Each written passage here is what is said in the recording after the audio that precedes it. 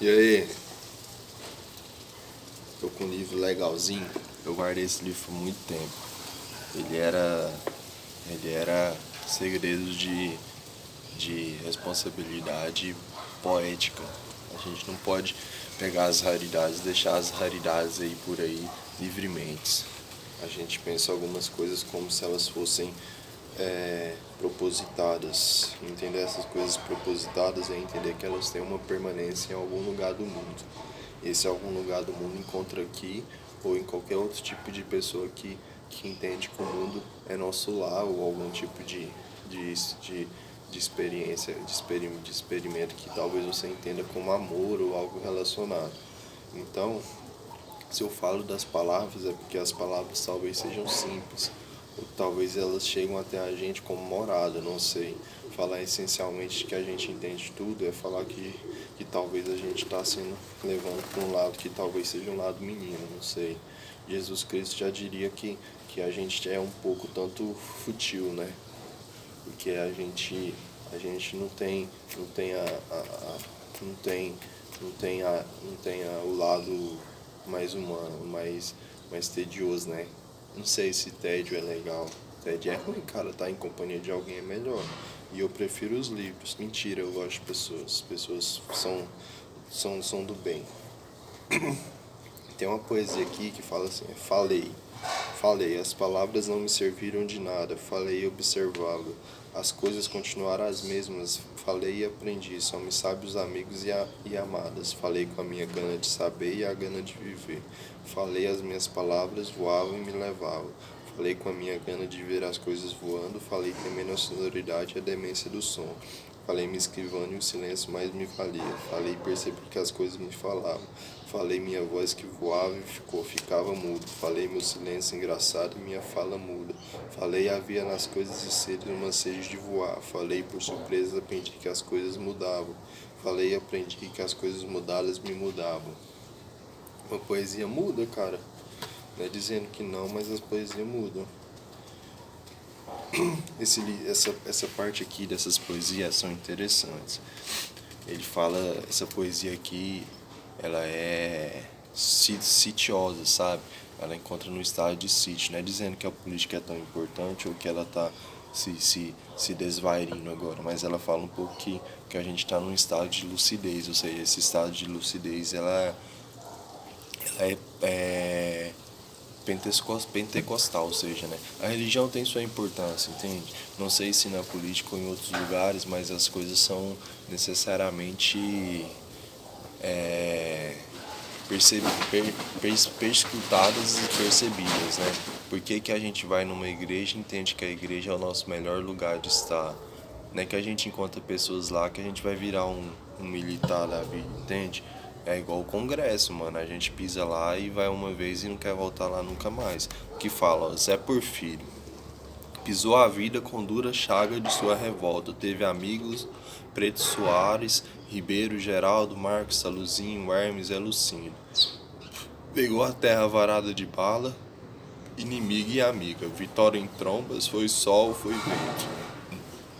Foi tempestade, os meninos contavam, os velhos. As mulheres choravam de alegria pela madrugada, Porfírio foi visto, atravessando o passo de Misael. Via silencioso, vinha feitos rios, jagunços e grileiros ficaram foragidos, faz muitos e muitos anos. Porfírio seus com a terra na mão, mas veio o ano de 1964. Os inimigos do homem e sua história pegaram Porfírio e o mataram. Tinham medo do futuro, passaram o tempo e gerações e ainda sempre se falaram em Zé Porfírio. Zé Porfírio era conhecido.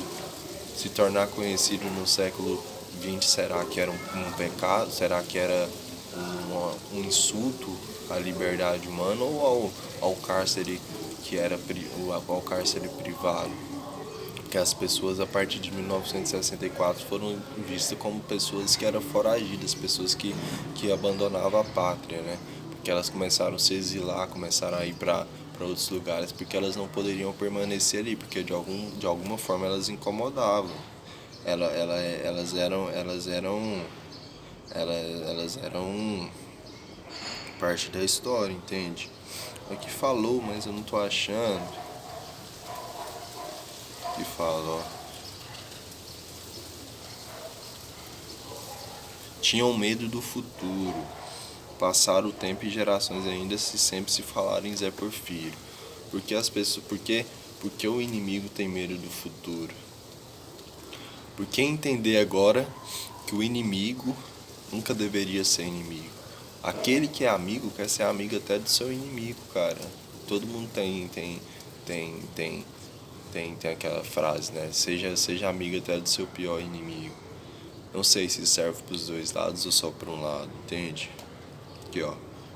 Uma nuvem é o comodismo dos animais, é a pedra que aparentemente não clama nem ajuda, é a montanha que presa à solidão é cheia de solidariedade. Mudamente, uma nuvem é a solidão de cada um, trecho da infância de cada um. Aqui fala, ó. As águas dos rios estão vermelhas, chão balançante, céu chapéu de Deus, as estrelas, os rios, os dentes de Deus. Em agosto em Goiás, as águas dos rios estão vermelhas, algumas dependuradas no gancho das estrelas. No céu a terra nova, a pedra verde e o chão.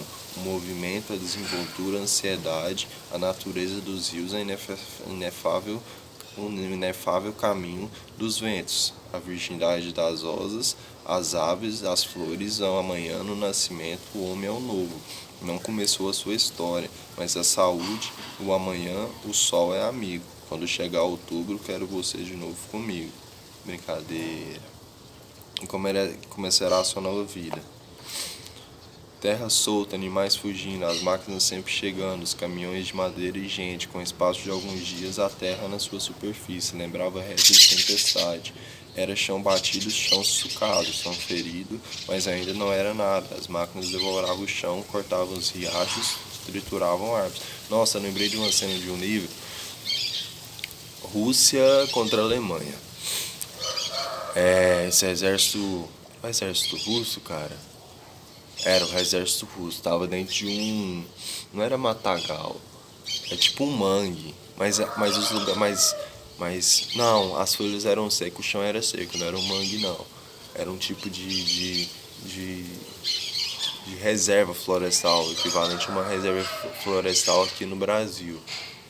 Aí eles estavam em zona de conflito, era uma guerra, né? E a dificuldade do cara era sair vivo. Ele era primário, ele era novato. Ele tinha seu carro, ele era novato, era a primeira guerra dele, né? Então, ele era um calouro, assim, comparando alguma coisa que diria ser algum tipo de patente no mundo civil. Então a gente entenderia que ele ainda estava a abrigar seu sentimento de revolta, né? Sua ira, sua vontade de matar, sua insanidade. Ele tinha algum lado insano. Então a gente entenderia que de alguma forma a gente estaria a tratar algo que era novo, ou seja, direto. Não tinha como, o cara talvez não tinha sangue frio, então de alguma forma ele teria que defender, ou seja, ele esperou o ataque para entender aquilo, ou seja, ele só conseguiu sair livre daquilo porque ele entendeu que talvez um dia poderia ser ferido. Então as pessoas quando pensam que vão ser feridas, elas reagem, elas não aceitam aquilo com mansidão ou deixa que o amor prometido deixa que eles esqueçam a própria vontade de viver, ou seja, será que existe amor na guerra? Porque as pessoas são perseguidas e tanto ódio como a revolta andam lado a lado, no fundo ou num abrigo mais seguro, que é um corpo de uma mulher, brincadeira. É verdade, o corpo da mulher é um lugar mais seguro, cara. A gente encontra isso numa mulher, a claridade, a nuvem, o sol não, a chuva, a gente encontra a chuva numa mulher. E assim, as flores, os regatos, a malbaratada, existe e murcham, sabe? É reunido seu rebanho para rondar as coisas e as ruas e os campos. É legal, mano. Legal, ó, José Godoy Garcia, tô lendo esse livro e é foda.